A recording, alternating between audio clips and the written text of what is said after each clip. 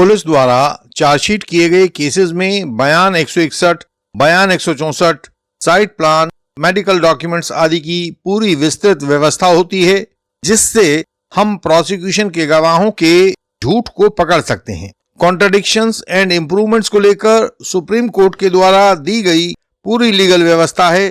लेकिन यदि कोई क्रिमिनल केस पुलिस चार्जशीट के बजाय कंप्लेंट पर आधारित हो तो उसमें आरोपी के बचाव का क्या तरीका होगा?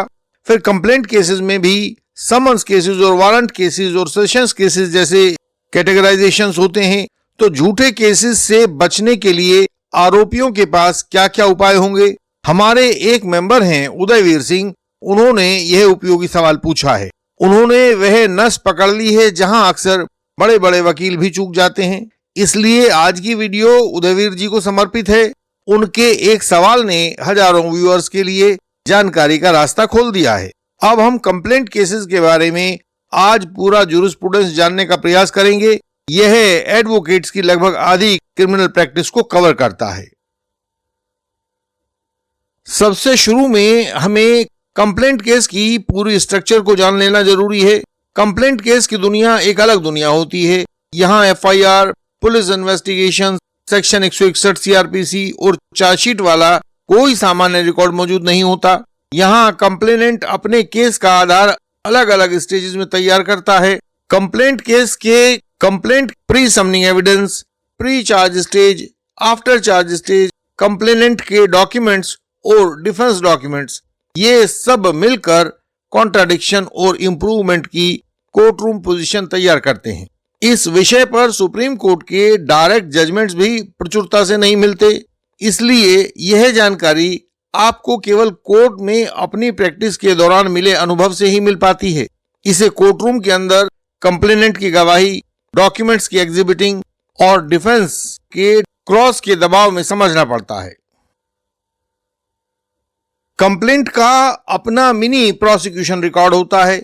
पुलिस केस में प्रोसिक्यूशन का रिकॉर्ड यानी कि बयान और एविडेंस पुलिस खोजती है, एफआईआर दर्ज होती है, गवाहों के स्टेटमेंट्स लिए जाते हैं, सीजर मीमो बनते हैं, मेडिकल या फोरेंसिक डॉक्यूमेंट्स आते हैं और अंत में चार्जशीट कोर्ट के सामने रखी जाती है। लेकिन कंप्लेंट केस में यह पूरा ढांचा वैसा नहीं होता, कुछ थोड़ा सा अलग होता है। यहाँ कंप्लेनेंट कोर्ट के सामने कंप्लेंट देता है, फिर कोर्ट उसकी वेरिफिकेशन करता है। इसमें कोर्ट के द्वारा प्री समनिंग एविडेंस लिया जाता है और फिर कोर्ट यह देखता है कि इस प्री समनिंग एविडेंस के आधार पर आरोपी को समन किया जा सकता है या नहीं।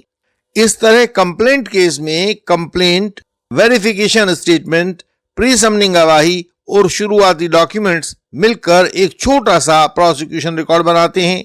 इसी को हमने शुरू में मिनी प्रोसिक्यूशन रिकॉर्ड कहा। यह ठीक ठीक तो चार्जशीट नहीं होता, क्योंकि पुलिस इन्वेस्टिगेशन नहीं किया जाता, लेकिन डिफेंस की नजर से इसका काम कई बार पुलिस केस की चार्जशीट मटेरियल जैसा ही हो जाता है। बाद में जब कंप्लेनेंट अपनी बात बदलता है, नई बात जोड़ता है, पुराने डॉक्यूमेंट से हटता है या पहले कही गई बात को फैलाकर पेश करता है, तो यही शुरुआती रिकॉर्ड मिनी चार्जशीट कॉन्ट्राडिक्शंस और इंप्रूवमेंट्स को पकड़ने की कुंजी बन जाता है। अब यहाँ कंप्लेंट केस में समन्स और वारंट ट्रायल केसेस का अंतर समझना भी थोड़ा सा मुश्किल होता है। कंप्लेंट केस बेसिकली दो तरह के होते हैं। 2 साल की सजा वाले अपराध जिसमें होते हैं वे समन्स ट्रायल केसेस होते हैं और 2 साल से अधिक सजा वाले वारंट ट्रायल केसेस होते हैं। इन दोनों तरह के केसेस में प्रोसीजर अलग अलग होता है, इसलिए इनमें कॉन्ट्राडिक्शन और इम्प्रूवमेंट का स्कोप भी अलग अलग होता है। समन्स ट्रायल में प्रोसीजर छोटा और तेज होता है। आरोपी के सामने आरोप का सब्सटेंस रखा जाता है, उससे पूछा जाता है कि वह दोष स्वीकार करता है या डिफेंस लेना चाहता है। फिर एविडेंस और क्रॉस की प्रक्रिया आगे बढ़ती है। ऐसे मामलों में कॉन्ट्राडिक्शन का स्पेस काफी सीमित होता है। प्री समनिंग स्टेज पर जो रिकॉर्ड व डॉक्यूमेंट्स कोर्ट में लगा दिए गए थे, वही केस का पूरा रिकॉर्ड बनता रहता है, बस उससे बाहर नहीं जाता है। उसी में से कॉन्ट्राडिक्शंस एंड इम्प्रूवमेंट्स होना होता है, उसी में से कन्फ्रंटेशन होना होता है। आप यह जानते ही होंगे कि जितने चेक बाउंस वाले केसेस होते हैं, 138 के केसेस, वे यही समन्स केसेस होते हैं। उसमें सारा कॉन्ट्राडिक्शंस और इम्प्रूवमेंट लीगल नोटिस पार्टीज के एग्रीमेंट, बैंक मीमो, चेक और कंप्लेंट पर टिका हुआ होता है। इस तरह से 138 वाले केसेस में जैसे डॉक्यूमेंट्स का यूज किया जाता है और क्रॉस किया जाता है, वही समन्स ट्रायल के केसेस की प्रोसीजर है। वारंट ट्रायल केसेस में अपॉर्चुनिटीज थोड़ी सी ज्यादा मिलती हैं। वारंट कंप्लेंट केस में स्थिति अलग होती है। हालांकि वारंट ट्रायल केसेस और सेशंस ट्रायल केसेस का नाम अलग अलग होता है, लेकिन उनकी प्रोसीजर समान होती है। इसी प्रोसीजर को वारंट ट्रायल केस प्रोसीजर कहते हैं। इसमें सबसे पहले कंप्लेंट होती है, सपोर्टिंग डॉक्यूमेंट्स आदि होते हैं। इनके आधार पर आरोपी को समनिंग किया जाए या नहीं किया जाए, इसका फैसला कोर्ट के द्वारा लिया जाता है। आरोपी के कोर्ट को अटेंड करने के बाद प्री चार्ज एविडेंस आता है। उस पर आरोपी को क्रॉस का पहला अवसर मिल सकता है। फिर कोर्ट देखती है कि चार्ज बनता है या डिस्चार्ज का आधार है। यदि चार्ज बनता है तो आफ्टर चार्ज स्टेज पर फिर से ट्रायल आगे बढ़ता है। इस 2 बार एक्सपर्ट विटनेस वाले मैकेनिज्म के कारण वारंट ट्रायल में कॉन्ट्राडिक्शंस और इंप्रूवमेंट्स का 2 बार अवसर मिल जाता है।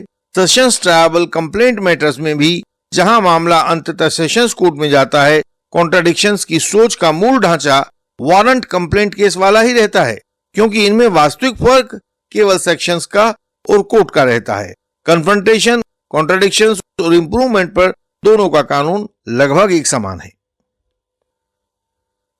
अब देखते हैं कि इनमें डॉक्यूमेंट्स को एग्जिबिट कैसे करते हैं।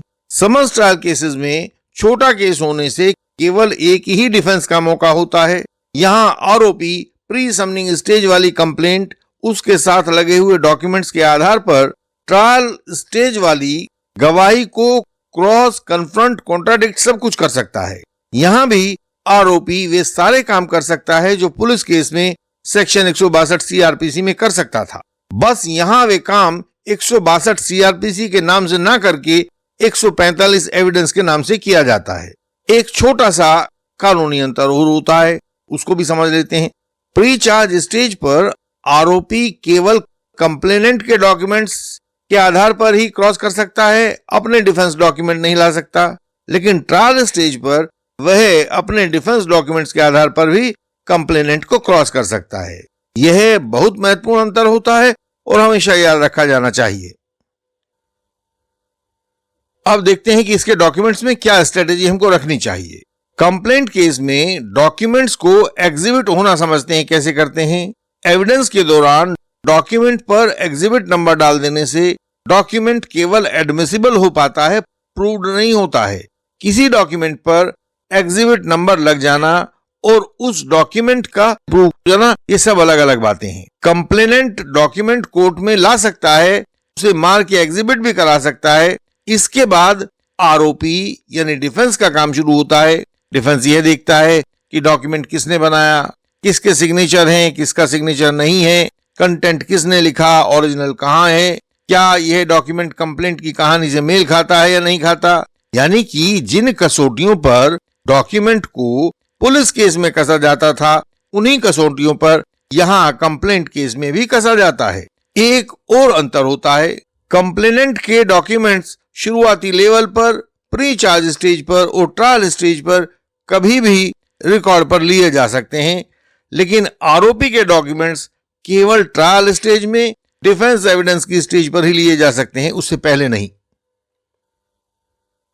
अब हम ये देखते हैं कि इन प्राइवेट कंप्लेंट्स की अपनी सीमाएं क्या होती हैं।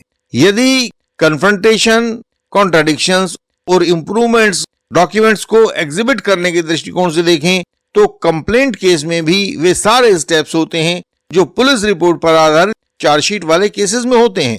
थोड़ा सा रूप बदल जाता है। समन्स ट्रायल केस और वारंट ट्रायल केस की कम या ज्यादा गंभीरता वाली स्थिति बदल जाती है। कंप्लेंट केस व पुलिस केस में एक अंतर और होता है। पुलिस एक सरकारी इन्वेस्टिगेटिंग एजेंसी होती है, तो वह अपने साधनों से गंभीर इन्वेस्टिगेशन करके ठोस एविडेंस रिकॉर्ड पर लगा देती है। निजी कंप्लेनेंट इतनी गहरी इन्वेस्टिगेशन नहीं कर सकता। जैसे यदि कहीं मोबाइल से धमकी दिए जाने का आरोप हो तो पुलिस तो सीडीआर रिकॉर्ड पर लगा सकती है, लेकिन कंप्लेनेंट के लिए यह थोड़ा सा मुश्किल होता है। इस तरह देखें तो कंप्लेंट केस के कंप्लेनेंट को क्रॉस करना पुलिस केस के कंप्लेनेंट को क्रॉस करने से अधिक आसान होता है।